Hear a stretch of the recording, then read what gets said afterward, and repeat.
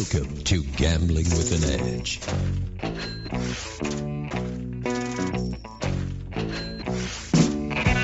And now, here are Bob and Richard. Good afternoon. Welcome to Gambling with an Edge. I'm Bob Dancer. And I'm Richard Munchkin. Our guest today is Buddy Frank, who's been a casino executive in slots and marketing for more than 25 years. Buddy Frank, welcome back to Gambling with an Edge. Well, thanks for having me back. I enjoyed my time last time we spoke. Yeah, the last time we spoke was for the January 19th show, and we only got through about half our questions. So, and we haven't, by the time we're taping this show, you haven't even heard the first one. So we're going to continue. And when our listeners hear the first two shows, if you agree with me that he's a heck of a guest and knowledgeable and interesting, send us some questions to ask him in the future, and we just might twist his arm and get him back on it again. If I'm learning new stuff about video poker from listening to this guy, there's a pretty good chance some of you are too. All right. We got an email sent to us at gamblingwithanedge@gmail.com. He sent us a copy of the Young at Heart drawings at various Boyd properties. Young at Heart is their designation for senior citizens. Now, the rules make a big deal, Rule 23 particularly, about Boyd's right to exclude anybody that they deem to be an advantage player, which they go ahead and define reasonably as a player who is skilled or knowledgeable enough to use legal means to have an advantage. My personal take on this is it's boilerplate, similar to management reserves all rights and must be over 21 to play. This rule did not give them any right they didn't already have. There are paragraphs that a lot of casinos use in every one of their promotions, including must be over 21 to play and stuff like that, and then they just add the new stuff in the middle of whatever makes this promotion unique. I have seen wording like this in other casinos as well. And so anybody who's particularly surprised by this rule probably hasn't read a lot of rules at other casinos because it's in there regularly. Richard, were you surprised by any of this?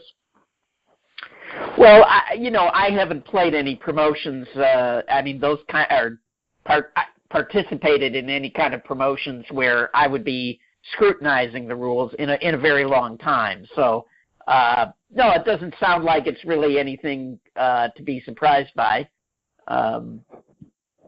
Okay. Yeah. Buddy Frank, you must have been part of the rule writing committee for innumerable promotions. Does the paragraph? Yeah, I have been. One, do you have this kind of wording in your promotions, or have you seen it?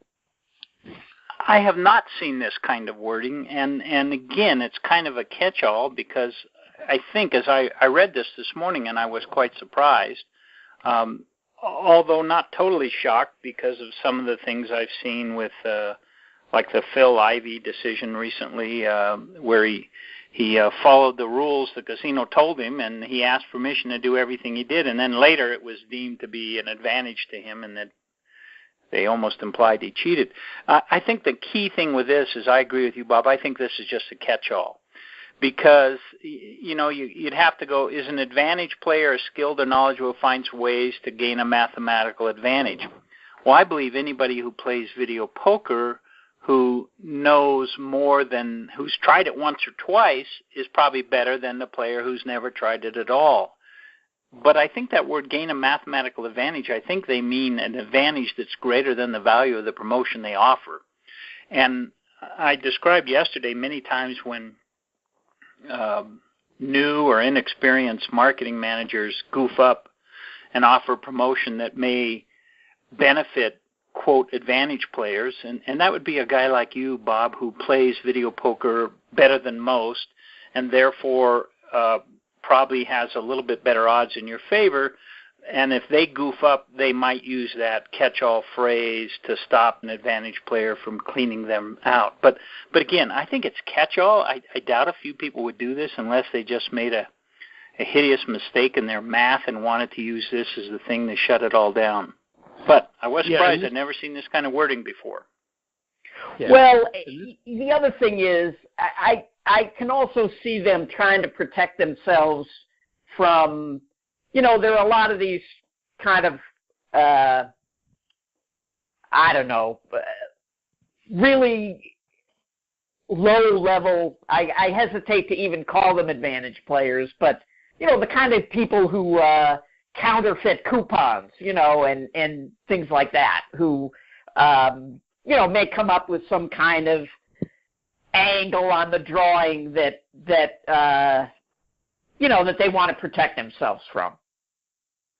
Yeah, and I mentioned last time we spoke on the 19th about an example I had experienced almost 10, 15 years ago where a marketing department in Wasn't Sharp was offering 3% cash back.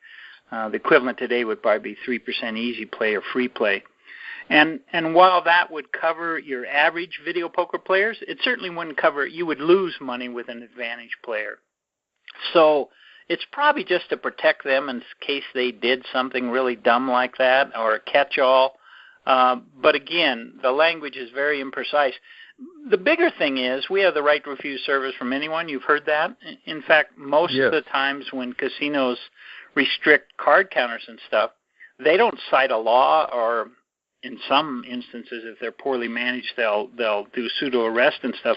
But more than likely, they'll simply come up and say, you're too good for us, and we simply don't want you to play with us anymore.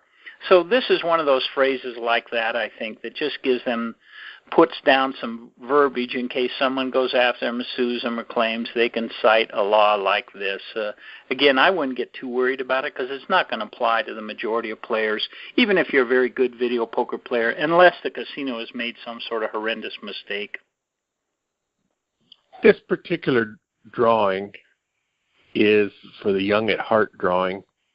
You're basically limited to playing $10,000 coin in on the day. Well, you're not limited, but that's all your special multipliers go. And so you're limited in the amount of tickets. The drawing itself is very small EV. And so if they did kick you out, it's not that big of a deal. There are players who worried about what if they played first and were planning on being in the drawing, and then the casino kicked them out. And on this particular drawing, it's no big deal because your EV was only, in the fives and tens of dollars expected value anyway, although you can get mad about that if that'll make you feel better. There have been some cases where casinos opened up and players played several hundreds of $1,000s earning drawing tickets and were kicked out before the drawing. They were there on an offer and were kicked out before the drawing, and that went to gaming, and at least some of them were settled in the player's favor. But this young at heart drawing is a really piddly drawing and not much to lose sleep over. There's another important point both for players and operators to consider, and that's that when you look at promotions, especially drawing type of things, there's a law in Nevada, it's not in all states, but that a lottery is illegal in the state of Nevada. And what constitutes a lottery? Well, most legal experts say there's three things: chance, consideration, and prize. And oftentimes you'll see a drawing at a casino and says, if you play so much money, you can get a drawing entry. Well, everyone with any common sense would realize, hey, there's consideration there. I had to play the machine. That's my consideration. And if it's a random drawing, that's chance, and there's some sort of prize for the winner. So that would be a lottery and illegal. So in the fine print of these rules, there's usually somewhere in there that says, hey, you can get a free entry by doing this. And it's usually in the super smallest type you can possibly see and not advertised very much, but it must be in there so that they're not in violation of the lottery law.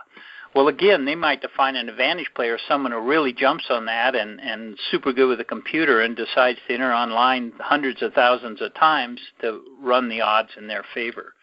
So that little phrase is always in there. If you're looking at a promotion and want to do more entries, if you look somewhere in there, especially in Nevada, you'll find some claim in there that says you can get a free entry.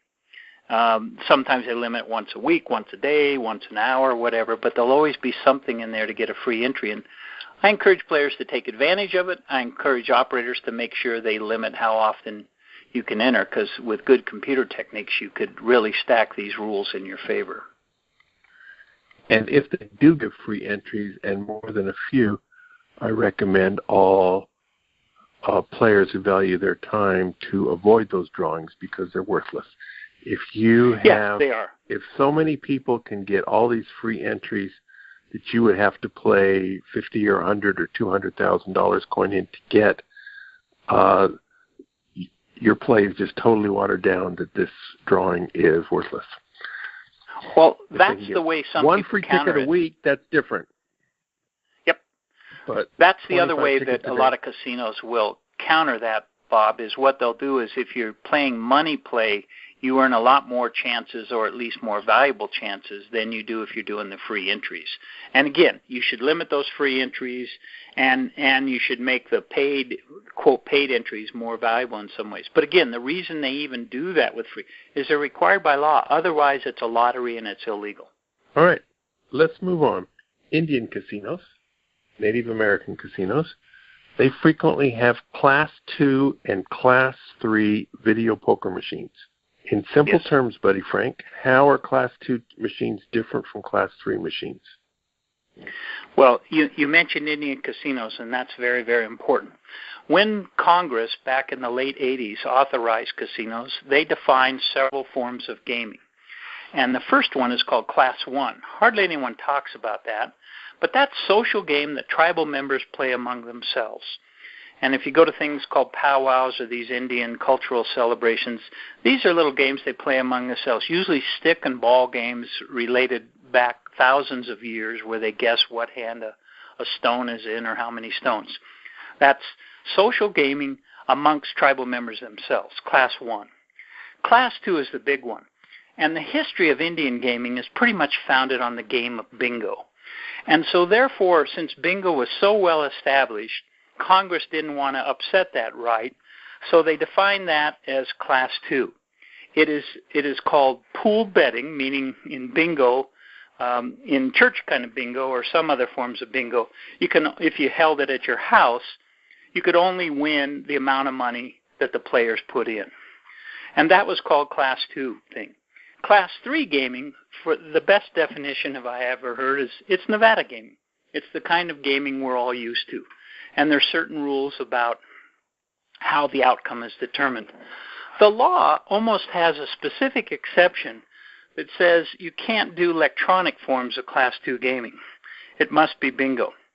Well, Indians are looking for an advantage over... Oh, the other designation that's critical is that the states can't write any rules or tax Class 2 gaming. So Class 3 gaming is taxed pretty severely in many states. 25%, for example, in Connecticut, where Foxwoods and Mohican. In California, it varies, but it's in the 10 to 20% range of taxes. But if it's Class 2, there's no taxes. Same in Oklahoma. Well, because of that, the Indians explored how can we make a slot machine based on these rules and not violate the law. And they came up with Class 2 gaming. The initial forms of it, it looks like a regular slot machine, but all the machines are hooked together to a central processor or server, and they do a bingo draw. So essentially you're playing bingo on a bunch of machines. Well, to play one of these in the early days, it was really inconvenient. It wouldn't talk to the ticketing system, and if you were the only player playing, you couldn't play until someone else started playing, and then you could only win the amount of the other two players, and you were playing the game of bingo. Well, obviously, they weren't very popular. So a lot of the more advanced tribes got together and they said, you know, we have to play bingo, But what if the outcome was shown on a real slot, or in the case you described, as a video poker thing? Meaning, if I had a bingo card that was a winner, why not associate that to a pair, or three of a kind, or a royal flush, for example? And they managed to get that legal. But the early machines, because the commissioner at the time for the Indian Gaming Regulatory Group ruled that, hey, you must daub just like bingo, and what daub meant is you must push the button multiple times. And if you didn't daub, which they ruled is the same as in a bingo hall, you must yell bingo. I don't know if you know, but if you're in a bingo hall and you get a bingo but don't yell it, when they call the next ball, you're out of it. You've lost your turn. And so they required this daubing. So many people playing those early slots in video poker based on Class 2 did what they called slept the bingo, and they didn't win. Again, something else that made these machines horrendously unpopular. And then lastly, there was a rule that said the bingo screen has to be displayed very, very prominently. So you wanted to play video poker, but there's this huge bingo card doing all kinds of things you didn't understand. Well, Indians have fought quite successfully, and over the years, they've got those rules relaxed. One is you don't have to daub, quote, the machine multiple times. You just have to push the button once to play. Two, that the bingo screen that has to be displayed can be very, very, very small. And this allowed these machines in many casinos today. You can go in, and I would defy most people who aren't aware to know that they are playing a bingo machine. It just looks like a regular slot machine, not so with a video poker, and I'll explain that in a minute. But it looks pretty similar to a regular machine. The other one, that deal about have to have another player playing before you could play, what they realize is let's just not hook up to our casinos, but let's hook up the casinos all over the United States, and let's run hundreds of bingo games simultaneously. Well, that freed up the math, so no longer do you have to wait for just one other player, and no longer is there a very small pool of money so that when one guy wins, there's nothing left. So today's Class 2 machines essentially are all interconnected, both within the casino and to nationwide networks. Their math, because of multiple games going on at once, is very similar to the random number generator of an independent standalone machine. For a fast player, it's slightly slower. Now, I hope that was clear, because then I want to describe the very unique circumstances of video poker. Does that sound reasonable, Bob? That was good, and I'm dying to hear what you say about video poker. Our audiences would be more video poker players than slot players, that's for sure. Well, there are some video poker implementations of Class 2 out there, but in my mind, they're terrible. And here's why. The math isn't the same. In those Class 2 machines I described, I said there was a winning combination on the bingo card, and they translate that to a result, and that's the end of the game. Well, in video poker, there's actually two outcomes. What I mean by that is there's the outcome of the card you're dealt, and if you're lucky enough to get dealt straight flush, more power to you. But more than likely, you didn't, and you have a second outcome when you hold or discard certain cards from the thing. And many Class 2 operators haven't figured that out, and they can't make a product. I know IGT has one. There's some variants in Bally. Some of the major Class 2 providers have tried it, and they're all really, really poor. Now, there is one new thing out there. Not many of your players will see it. Certainly won't see it in Nevada. There is one Class 2 operator who actually is a bingo provider. The company is called Planet Bingo. They have figured out how to put all the possible combinations of cards into a bingo card pattern. And they have got a Class 2 bingo game that replicates video poker exactly. What I mean by that is they do both the first draw that's coming out, whatever cards you have. Let's say you're dealt two of a kind. And then they also, off of that, figure out a variant for every single possible draw-hold combination. And they roll that all into one outcome of bingo. They use a much more complicated bingo card. That model It's very limited now, and it's only in a few bingo halls. But that model, if someone big like IGT picked it up, I think would make video poker feel decent on a Class 2 machine. But right now, I think most players, Bob, I don't know if you played one, but it's a very disappointing form of video poker. Does not even feel right, and the pay tables are not that good. So Class 2 in poker is not viable right now. There's some companies exploring to make it better in the future, but right now it's not too good. On the slot side, real games and video games, Class 2 to me is just as good as Class 3. I don't remember the name of the company, but not so long ago, IGT had a separate division which just dealt with Indian gaming. Would you know what? Yes, it was called Sodak originally. Are they still there, or are they still part of IGT? Do you have any idea? They are. Sodak was, obviously the name implies they're out of South Dakota, which you may remember that was some of the initial Deadwood and a few others, some of the initial gaming activities there. And they started doing a lot of work in this Class 2 arena and other types of gaming products. IGT actually acquired that company wholly and absorbed it within their group. Since that time, they bought several other small Class 2 providers and rolled them into their fold. But all of the companies have struggled mightily with the concept of a good Class 2 video poker. Again, the reels and things are just about as good. Now, why even bother with Class 2? It's because of that tax reason. And you can imagine if I'm paying a 25% tax on my profit on a Class 3, and the Class 2 would work just as well, and I would pay zero, huge advantage for the casino operator. No real disadvantage for the player. Now, are these Class 2 machines, are these the ones where the outcome is predetermined, and so if you're dealt a royal flush and you throw the cards away, it'll just deal you another one? Pretty much. Like that's the flaw. That's the flaw in most Class 2 games. They just can handle one outcome. It's that one company I told you that's patented it pretty good, who has the ability to do it. I've been trying to get them to sell their stuff to IGT because I would love to see IGT's library of popular poker games run on that model. As a player, no difference. To the casino operator, all of a sudden they're going to like video poker a whole lot more and probably give you better products because instead of giving that 25% to the state or the local jurisdiction or 15%, they could give it back to you in looser poker products. So I think it'd be good for players if there was, in Indian country, if there was a viable Class 2 option.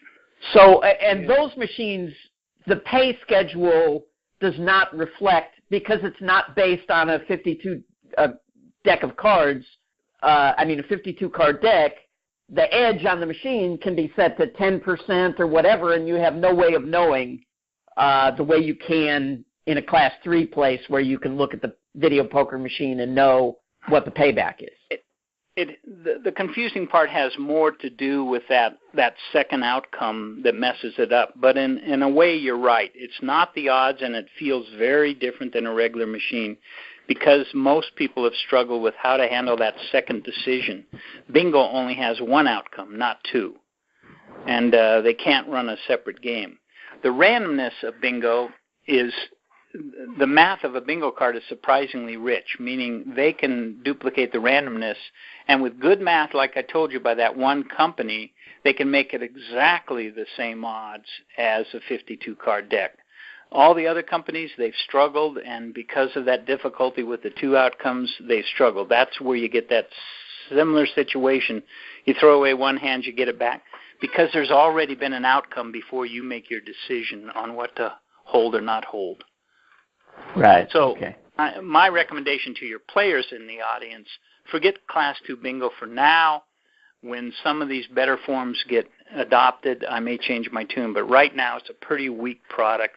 And there's really no one out there who's really got much market share Class 2 bingo.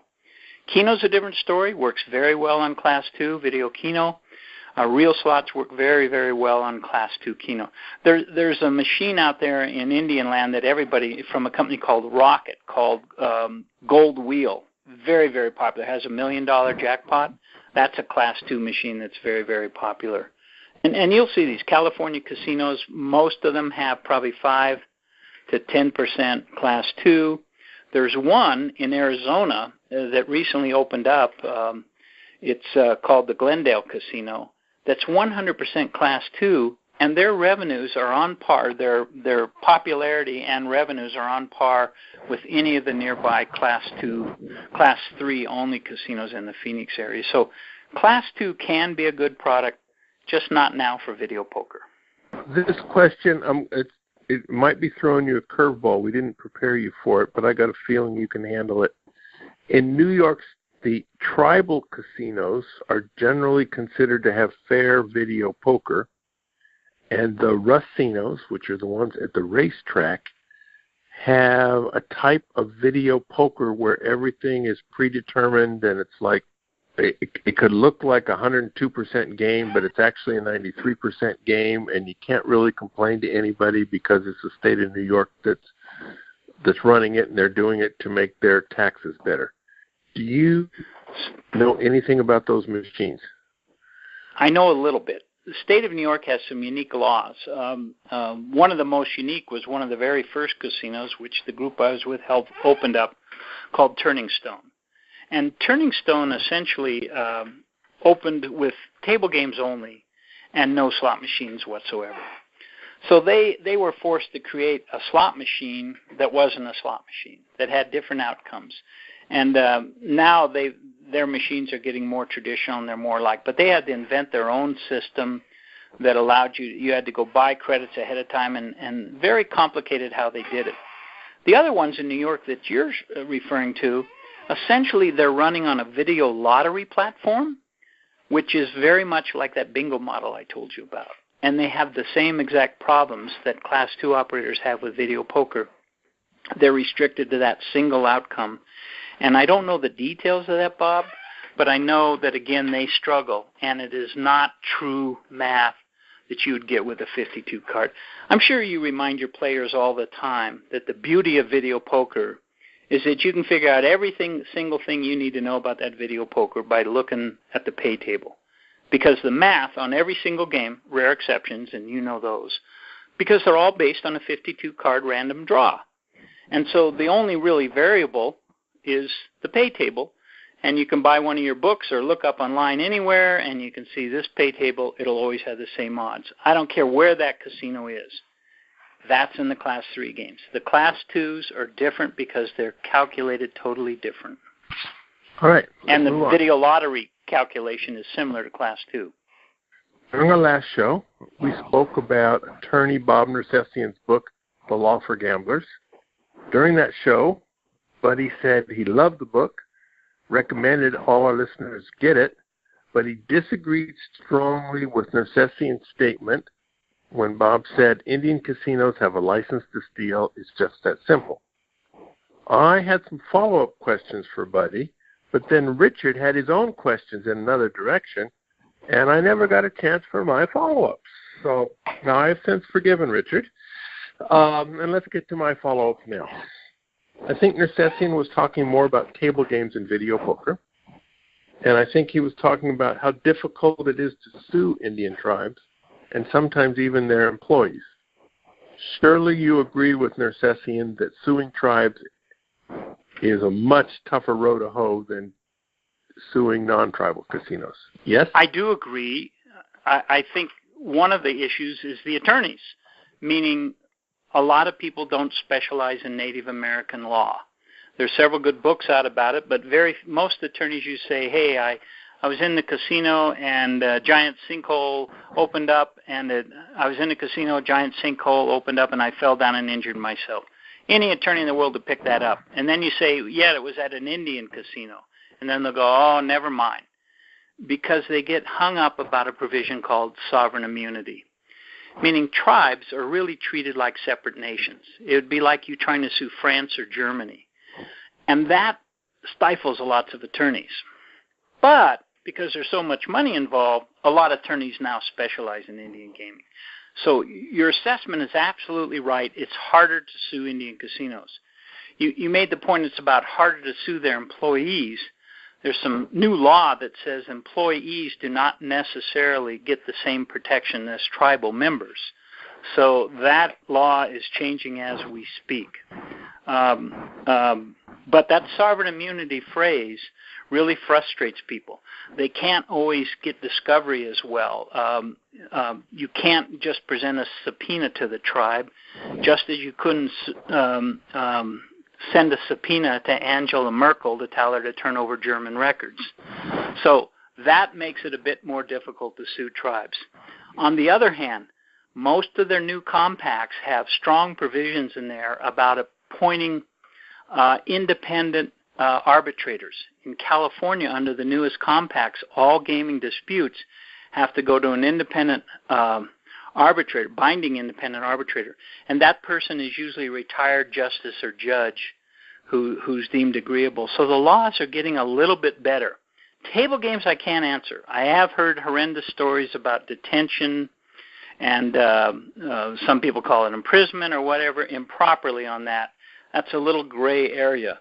My argument yesterday was that the regulations on slots, how closely the regulations are followed, and how much the tribes default in the favor of the player specifically applied to slot machines.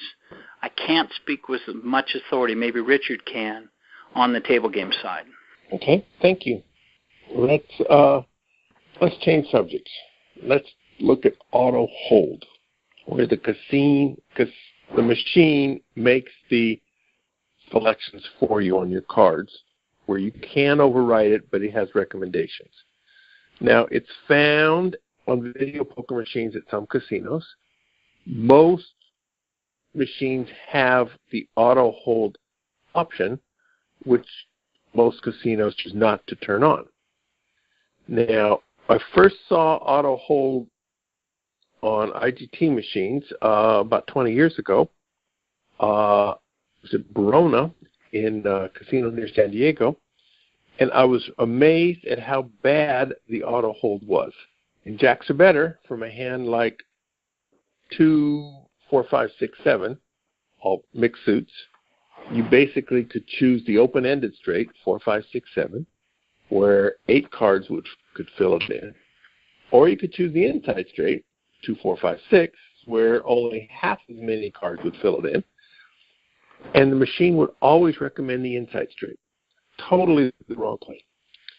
I came away with the impression that auto hold was invented to make players play faster and to teach players to play badly. It was a wonderful invention if you owned a casino. Now, auto hold is very good. I played auto hold at the Viejas casino, also in a different part of San Diego area. On their high limit machines, I had the 100% perfect strategy memorized, and never did I have to override the machine. Now, when Verona put in the new auto holds, their slot director later told me that the players rebelled. They liked the way the old one did it. They had learned the bad way to play, and when the machine was giving them the right way to play, they thought the machine was cheating them, and they resisted it. Eventually, they learned to accept it, although you still see players overriding the auto hold. On a hand like a pair of kings, a pair of fives, and a 4, in double-double bonus, it's hugely correct to hold 2 pairs. Like it's worth over $1 if you're playing a dollar machine, the difference between holding the 2 pair versus the pair of kings. And you will regularly see players, when dealt king, king, 5, 5, 4, and the machine says king, king, 5, 5, they will unhold the 5s and just hold the pair of kings. So even though the auto hold is good, players are still bad. Now, Buddy Frank, as a consultant for slot directors. I want to back up and tell you about my opinions on auto hold, and one has to do with the very, very nature of video poker when it was first starting. Okay. In fact, I'll mention that I think it was the Washington Post or the New York Times that called video poker the crack cocaine of gaming. And I tried to understand early on why people even like video poker. And I'd love to hear your reason, Bob, about why you were attracted in the first place. But a lot of people claim that the beauty of video poker was that you felt like you were making a difference in the game. And that a real slot, the outcome happened and you had no input other than luck and how lucky you were that day. But video poker, you had the feeling that you were contributing to it, and as you got better, that was a source of pride in that you were playing the game better. So my early thinking was, if I put auto hold on there, I've made it back into a slot machine. Granted, a little bit better pay table than a regular slot machine, but I'd made it into a boring slot machine. And when I visited Germany once and went in the Spielhouses there, I saw these real slot machines on the wall. I walked into the casino. There were no one playing them, but the machines appeared to be playing. So I went over to one and started to touch a button, and some guy ran out of the restaurant and stopped me, said he's got it on autoplay. He just put his money in, the machine plays itself, and then you come out to see if you won or lose. And to me, it just seemed ludicrous to not have any input to that game like that. I might as well just come to the front door and say, hey, did I win or lose? Here's my $20. How much did I give back? Sorry, you're broke, or $5. And I went, the beauty of video poker is that interaction. And I think most people who start their video poker career will agree they like that game better because there was some interaction. So my first opinion about auto hold it wasn't about whether the odds would be tighter or looser. It was that I'm going to ruin the game if I do auto hold because there's no interaction with the player. Then at one of the casinos I worked for, I either paid or simply got him a couple of beers so he would spill out the information. But Bob Dancer came by, and I asked him about auto hold. And I think it must have been about halfway between the two extremes you told me, Bob. You said I would turn it on. And I went, well, why would you turn it on, Bob? I know you play, and you play almost as fast as auto hold. Why would you want auto hold? And at that time of your career, you told me because, one, I can play faster normally, but I also like the challenge of overriding it when it's wrong. I do not turn on auto hold in most casinos I work for. If anyone requested it, a high roller player, I'd certainly turn it on and then turn it back off because I didn't want to destroy that thing that I think many video pokers like of actually feeling part of the game. But I would certainly turn it on. The odds don't matter to me. It's like I was successful sometimes, Bob, in getting your seminars in my casinos, and other times I wasn't because general managers would say, why on earth would you want to educate your players so they play better? To me, the answer was obvious. A better player, I'm still over time going to get his expendable budget over time. He'll have a more enjoyable experience, be able to play longer for the same money if he's knowledgeable. In fact, if he's knowledgeable and having fun, he'll probably come back more often. So that's why I wanted educated players, and I feel that way today. But I thought auto hold was making the game boring. I'll turn it on if people want, but basically I'd prefer to keep it off. It's a somewhat similar answer about double down, but a little bit different. You mean double up? Double up, excuse me. It could be called either way. No. Well, I just want to say, if I owned the casino, I think that lessons are a really good idea because 90% of the people who come take the class are not going to learn. I mean, they're going to learn a little bit, but they're not going to become expert players. It's just like the number of people who read a blackjack book. Maybe one out of 1,000 actually becomes a competent card counter, but, they read the book and they feel like they learned something, and, so I absolutely would see the value in offering those classes because I'm sure that the majority of the players right after the class, what are they going to do? They're going to go out and start playing video poker. So sure. Your argument's exactly right. In fact, I use that in a lot of my thinking because I know in the early days my table games companions would want to throw out anyone who they remotely thought was card counting. And at the El Dorado, where I worked for a few years, they actually did one of the first automated table game system. It was called Mind Play. They later sold it to Bally, and it had some flaws, But what it did when it worked well was allow us to really evaluate play. And we saw that many of the people we thought were card counters weren't that good. And I think you'll testify to that, Richard. There are some who are good, but the most of them weren't. And we were actually throwing out very good players because we thought they looked like card counters or they were demonstrating, but overall they weren't.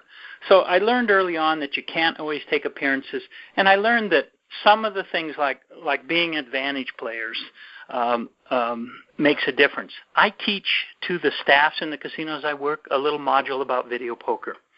And in that module, I use Bob's program, Video Poker for Winner, and I show a couple of hands that are quite obscure. And I put them up and I say, what would you hold?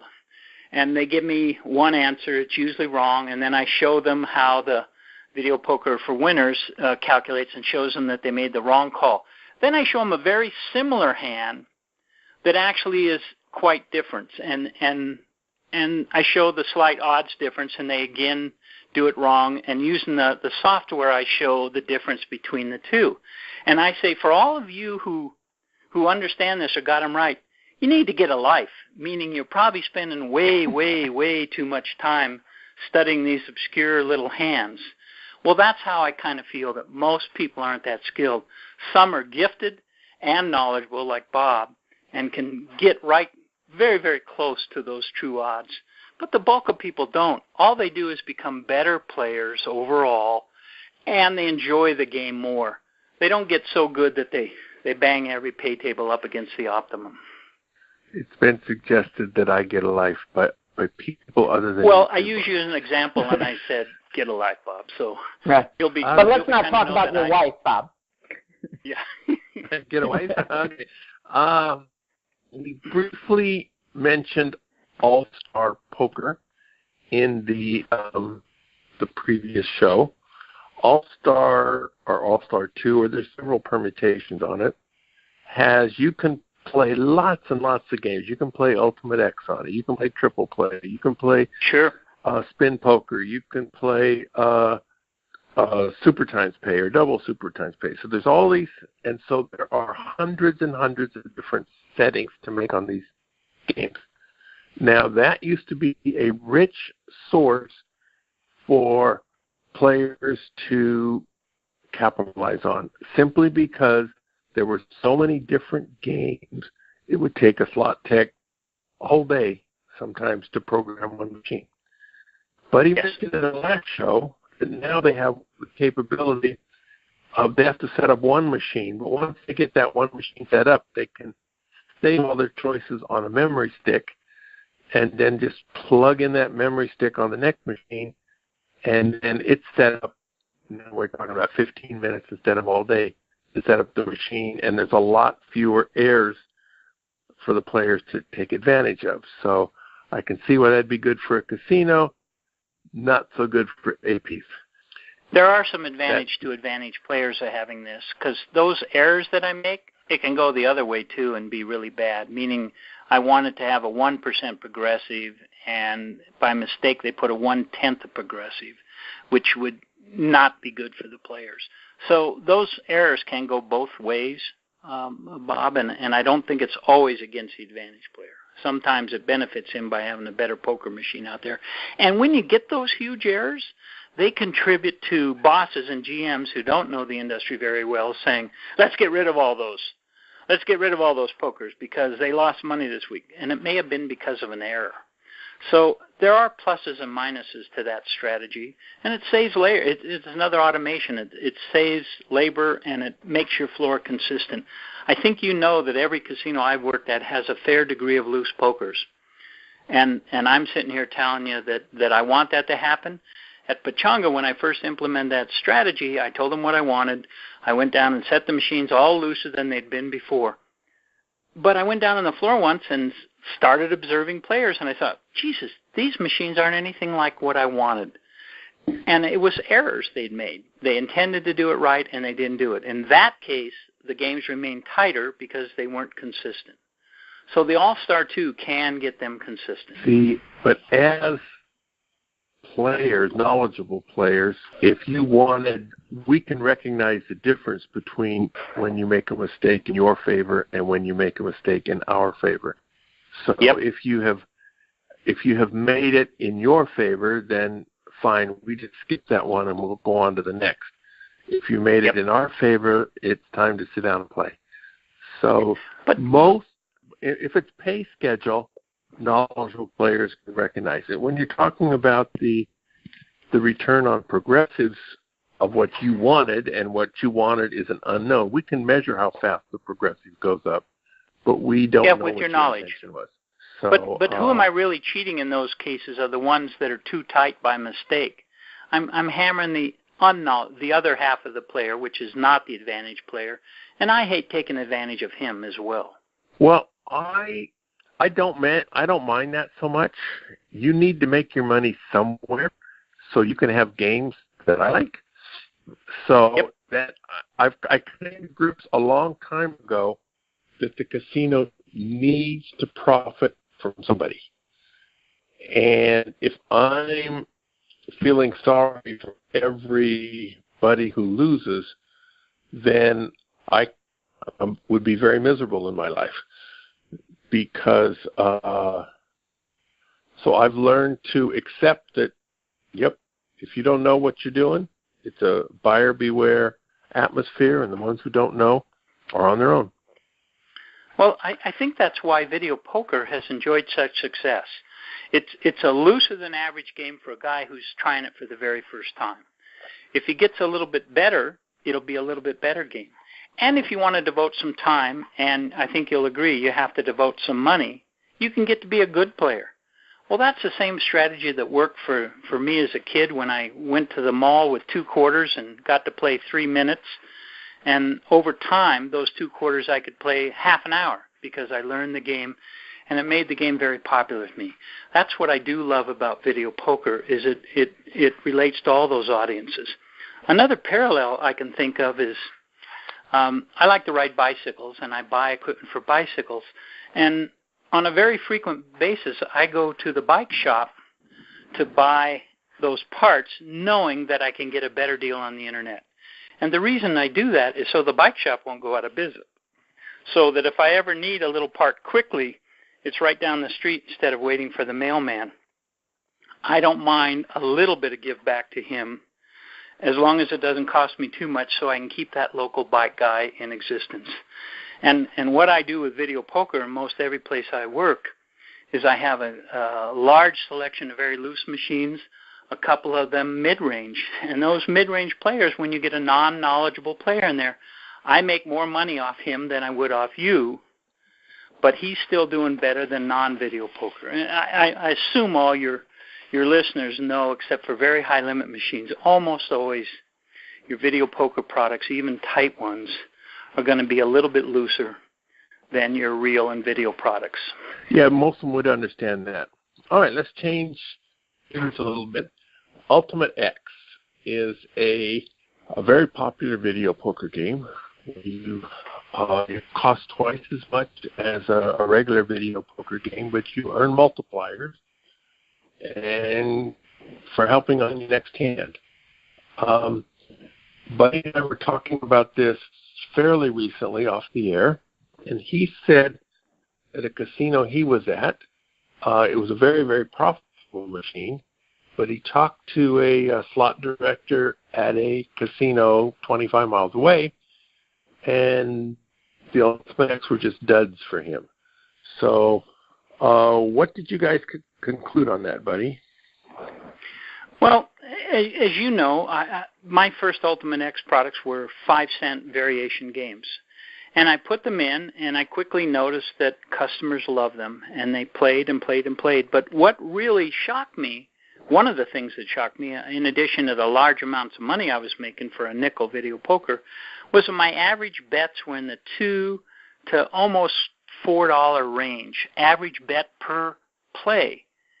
And a nickel poker, you're getting a quarter per play. Well, obviously that was a much higher level. I never thought about that much until that associate of mine at the other casino said no one played his games, and I couldn't understand that. And I realized that he was a value casino. He had more penny slots than most people, a lot of value proposition, a fairly liberal club, not many amenities, no hotel resorts or anything like the Pechanga operation I was with had. And then I realized... I'm sorry. Can I Sure. stop you for a second, buddy? Sure. What does the term value casino mean? Oh, what I would mean, a value casino, meaning they're focused more on the player in the mid-range to low-budget extremes. He wouldn't have as much money. He would have a reduced number of high roller customers. South Point may be an example, although they service both with their horse people and things like that. But a lot of their El Cortez would be a value casino. El Cortez, those kinds of properties. Where decent return, they're looking at a lower budget. Their win per device is probably lower than most casinos. And whereas Pechanga, where my Ultimate X, we had an awful high percentage of mid to high range players. And so their budgets for each trip were much, much higher. And Ultimate X, if you play, in that $2 to $4 range, it can be a really fun game. I love certain games that come along, the first triple plays, the first super times pay, and Ultimate X. They do some things in their game strategy that make you feel lucky. I mean, there's ways they have a bit more volatility than regular pokers because you interject this item in. I mean, forgive me for going basic on you, but if I back up to the jacks are better argument and say that when we were doing the early research with the game manufacturers about why video poker was popular, we talked to lots and lots of customers and asked them why they like video pokers, and they said, we love to hit a royal flush. Well, how many do you hit? Is that how you evaluate if you had a good time or not? No, what we really like, and we'd ask them, did you win or lose? Well, I won. What do you mean you won? And they'd usually say, well, I got some 4-of-a-kinds. They would cite the number of 4-of-a-kinds they got. And so early on we realized that 4-of-a-kind was a real achievable goal, whereas a royal flush was like one of those really lucky things. They didn't plan on getting a royal flush. It was a great thing. But they did register their success in 4-of-a-kinds. So obviously bonus poker, and it's, oh my gosh, how many variants are there out today of bonus poker? But we realized that bonus poker, by taking away some of the pay table on the low pays and putting it to the 4-of-a-kinds, really hit the sweet spot of players' imagination. Well, then along came Ernie Moody with triple play, which Bob and I have had many discussions of this over the time. When you first see triple play, it just seems like too good to be true. My gosh, if I get dealt a straight flush, I got 3 times the odds. And for the longest time, when I put a progressive on that or something, I would think, oh my God, how am I going to do the math to figure out this? Because if a guy hits royal flush, he's going to get all 3 progressives this month. And then after meeting with the math guys and talking with Bob and everything, I realized it's exactly the same as 3 poker machines all in one. Your losses are 3 times bigger. Your wins are 3 times bigger. Bottom line, it's just like playing 3 machines at once. There was no difference. But the mental psychological effect it had was amazing. And we got a lot of people to play bad odds. Good skilled players would make bad decisions at first till they finally came to the realization. So any game that can give you this feeling that something better is going to happen, well, Ultimate X really does it in a neat way. When you get that multiplier, it just enthuses you like you couldn't believe. You don't realize that you don't always get the multiplier and the pay table is not always that rich, but it just gives you some excitement to the game. So Ultimate X is one of those rare games that came along that adds a new element. I was surprised that it's still the top performer in many, many casinos around. Triple Play that I mentioned earlier had about a 3-year run before it settled down to be average, and now it's a staple in the industry. It's an option on almost every game. But that sort of myth that it was so much better lasted for about 2 to 3 years, and Ultimate X is about there now. So I don't know, Bob has an opinion about how much longer it remained popular. But the big thing I saw was that you have to have a little bit better budget to play it. If you're a smaller player with a limited budget, it's probably not your favorite game. What about, did you have problems with attracting the scavengers who just run around and look for leftover multipliers on the game? Oh, I'm glad you brought that up. I've talked to every single slot manufacturer about this. There's a group we call Bonus Chasers or whatever, and there were several slot games out. One of the earliest one was called Diamond Mine. As you played the game, little diamonds dropped over to the side, and if you played it quite a while, the diamonds would fill up and you'd win a big bonus. Well, the game was wonderful. We thought that was just great. And then we noticed that I won't call them advantage players. We call them fleas or deadbeats or whatever you want to call it. They would come up and, forgive my language, they would light a cigar or fart on the player or make disgusting noise or just stand there and be rude when they saw that diamond cache filling up to get the player off so they could jump on that. So those are the kinds of things in gaming that we really dislike because our players who built up the jackpots were not getting the advantage of it. Wonderful thing about Ultimate X is they're called persistence bonuses in our industry when you do that, when you work time to build up something and then get a reward. What's so beautiful about Ultimate X is those persistence bonuses are only 3 hands. Unless they keep coming. What I mean is if you got a huge 12x multiplier, you can play that off in 3. So I don't care if a guy's farting on you or whatever. If you've got that bonus, you'll play it off and then you'll leave. So to me, it was the perfect blend of a persistence bonus, which is achievable, but couldn't be taken advantage of as much by unscrupulous players as the other ones.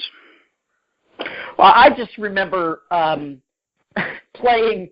I was playing in a place, and there was an Ultimate X next to me, and about every 10 minutes, now this was in a downtown casino in Las Vegas, so, there are a number of fleas out there, and every 10 minutes they would come by and scroll through the Ultimate X, all of the different games, to see if somebody had walked away from a multiplier, even on the 5-cent denomination.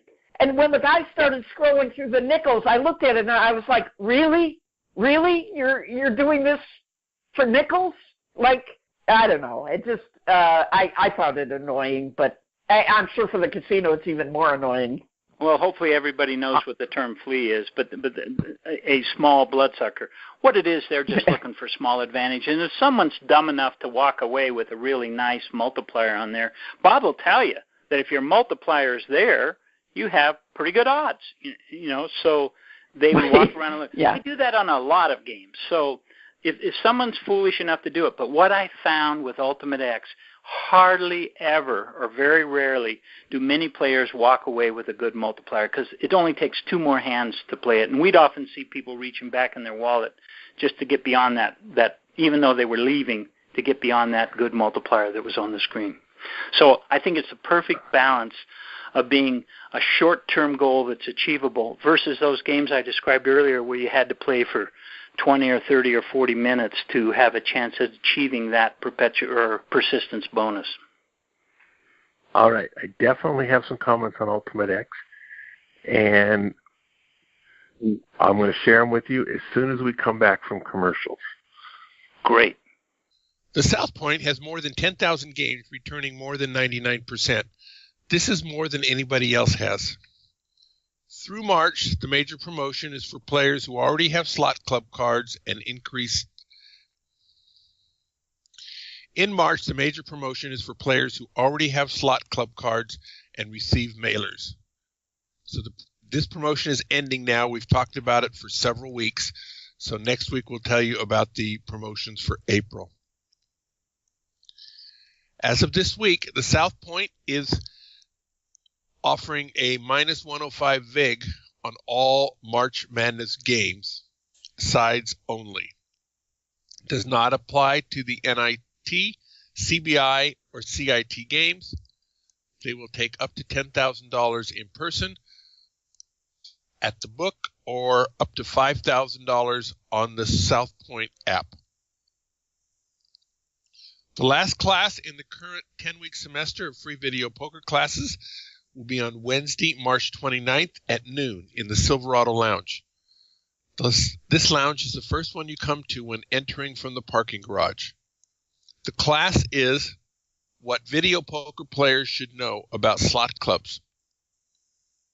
Understanding and taking advantage of slot clubs is every bit as important as playing the hands correctly. The class covers the main differences in slot clubs and how different players should be looking for different benefits. At videopoker.com is the best place to play lots of games. If you sign up for the gold membership, $8.95 a month or $79.95 a year, this allows you to get correction on most of the games. The game of the week is Split Card. This is a 10 coins per line game where periodically you receive a split card, either on the deal or on the draw, but never both. A split card is any card in the deck paired with equal probability with either the card directly higher than it, directly lower than it, or a duplicate card. For example, if you got the 5 of clubs as a split card, you'll either see the 4 of clubs, the 5 of clubs, or the 6 of clubs with it. Normal pay schedule categories are there, except you receive 5,000 coins for 5 of a kind. The frequency of the split card is set so that the return on the game with perfect play is slightly higher than the return for the 5-coin version of the same game.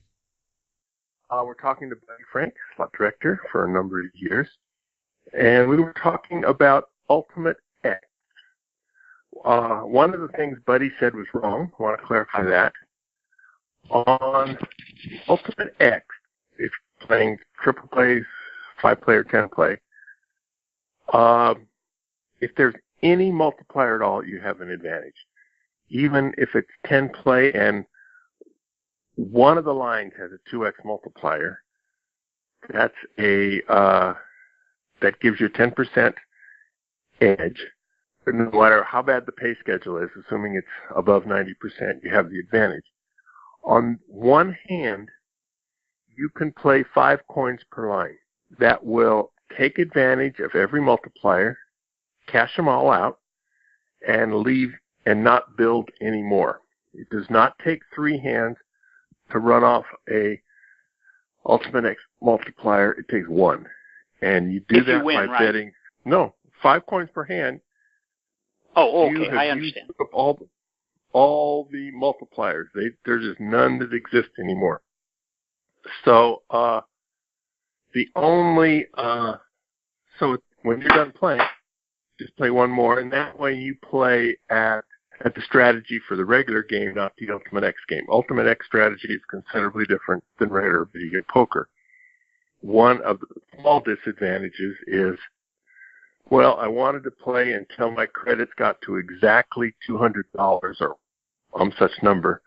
Well, you always have that one hand of 5x, of 5 coins to play at the end, and you don't know what the results are going to be. So you're going to end up at 198.75 or 203, whatever it is. So that's a relatively minor deal. They do have a new game from videopoker.com, one of our sponsors. It's a variation on Ultimate X called Ultimate X Bonus Streak, where you get hands and sometimes you earn a multiplier for 3 or 4 subsequent hands. And there's no way to play them off except by playing them off. And so almost always when you leave, you're going to leave multipliers. So fleas who are out there for that will get these multipliers, but they will also be leaving multipliers when they leave. You cannot just bet 5 coins per line and catch out all the multipliers. Oh, that'll drive them absolutely berserk. Yeah, so I don't know how that's going to get cut and dried, because I don't think so. If it's a lot of multipliers, well then yeah, you could play a few hands, but there's no time to leave. You have to stay forever, and that's kind of against the philosophy of a flea. So so we'll just maybe it's a flea redemption program, Bob. Free redemption. That's a nice idea. Okay, so we mentioned earlier that we're going to have Buddy on again. We're going to talk to him about what our listeners want to talk about. And so we invite you to send in your questions to us. The last thing I want to ask Buddy was not on the script today, but he mentioned it in passing 20 minutes ago, and I'm not going to let him go without following up on it. It has to do with double up, where double up is if you have a winning hand of sometimes a certain size, sometimes any hand, you can choose to go double or nothing on a fair bet. It's whether you get twice a jackpot or nothing at all. And so, Buddy, you said you had some opinions on that. Well, I like to turn double up off, but I certainly offer all our players the right, if they request it, to turn it on. And this may sound crazy, but the reason I do that is I want to protect the player. And you would say, how is that protecting the player? In case your listeners don't know, I'm sure they do. Double up is true odds, meaning it's like flipping a coin. It's 50-50. There's no advantage to the house, no advantage to the player. And I mentioned flipping a coin. When players ask me about that, especially ones who aren't too knowledgeable, I say it's kind of like flipping a coin and playing double or nothing. But there's a big difference if you're playing against your friend versus you're playing against Bill Gates. Meaning he's got an inherent advantage because if he keeps doing it, he's going to win because his budget will allow him to do that. And when you're playing against the casino, for all intents and purposes, we have an unlimited bankroll. So it's, again, if you just have that feeling that I'm the luckiest man in the world today and I can win like crazy, certainly call over the casino manager and see if he'll turn double up or double down up for you. And they will probably do that. I just don't think it's a good idea. And I can't tell you how many disputes I've had after they've lost that, had a big win and they lost. They just feel really deflated. They never call me when they win, but they certainly call me a lot when they lose. And so I just didn't think it's a good deal for the customer because we have an advantage by having that longer, that bigger budget. Odds-wise, it's identical. And there's no downside to the casino in doing that. Myth will tell you that drunks win big amounts of money, but there's really on a 50-50 bet, it's just like marking time, and to me it's like a push on a blackjack game. Bob, your comments? Buddy, yeah, I think you came to the right decision for you as a slot director, but I think you had the wrong reason. Or at least there's another reason that goes hand in hand in that. And that is, if you're a casino manager and your games are, say, 97% on, and you offer double up, and players play just as much time on the double up machine, or they double up regularly, when they're doubling up, they're playing a 100% game. So in 2 hours of gambling, these players are now playing a 98% game or 98.5% game because as far as they're concerned, they're still gambling when they're doubling up. So as far as a casino's concerned, if they're willing to play a 97% game, why would you give them one hand on a 97% game and the next hand on a 100% game if they're willing to play the 97% game regularly? Because it would give them more time on device, which is good for the casino. Okay. Well, 50% of the time it would. Yeah, well, it'll definitely give them more time on advice. You are going to get the winning hand, but so for a fixed amount of time. I mean, yeah, I mean, I think that the casino, I think it's better for the casino if players last longer on the game. You know, I think they're going to lose whatever their fixed amount of money is, and if you can extend the amount of playing time they get for that amount of money, I think that's good for the casino. The other thing that I think is good for both the player and the casino is, boy, if I hit a $1,200 or a $1,500 payoff and I have the option of doubling up so that half the time I don't have to wait for a W-2G, boy, I would rather do that. And that would be good for the casino as well. Half the W2Gs and, more, less time wasted. So that, that's why I like to double up. Two other wrinkles I've seen on that, too, is sometimes if someone has a $600 payout, or let's just say an $800 payout, many people have the mistaken feeling that if they doubled up, they would not have to pay the W2G because they won two $800 bets instead. The law doesn't read that way. It says for one wager, what's the total outcome? So they end up paying taxes both ways. We used to have this argument with triple play early on, and the IRS was quite clear. The last thing, Bob, is I do have the ability to limit the number of times they can double up. And again, you can set that at once, I think up to a max. Well, I think the max is unlimited if you choose to, but I've never seen a casino go much beyond 5 times doubling up. There are promotions where double up makes sense for a player. Yep, I can imagine. There are promotions where you get advantages for having W2Gs that outweigh the disadvantages. On a personal basis, I hate double up. I'm not on the machine unless the game plus the slot club points plus the promotions plus the mailers, that kind of thing, adds up to over 100%. So why on earth would I want a lousy 100% game? And so it's just a waste of time because the double up does not give you slot club points. Whereas regular hands do give you slot club points and the benefits that come with playing. So on a personal basis, I hate it because every time I win, you have to hit the button saying, do you want a double up? No. And so you should be able to turn that off. I mean, I've played on machines that have the double up, but you don't have to answer that question every time. It's just one of the buttons is there if you want it.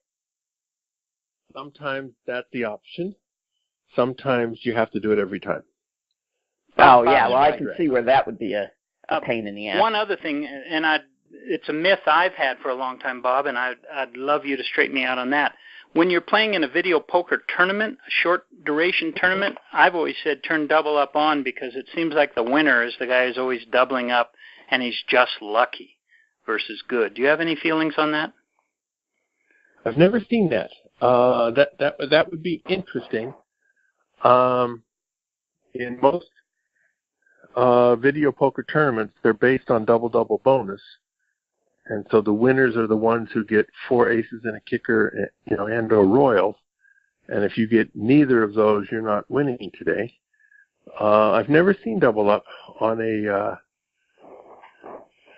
tournament, especially if it was a type of tournament where you had 10 minutes to play as many hands as you could, and every time you had to hit no or yes or something, that would really cut down on your time play. So obviously there's a strategy there. Probably when you got any 4 of a kind, you would try to double up 2 or 3 times to try to get into the winning category. Perhaps it's not obvious. I haven't really thought out the strategy for that. It would be interesting. Anyway, it's always a pleasure talking to you, buddy.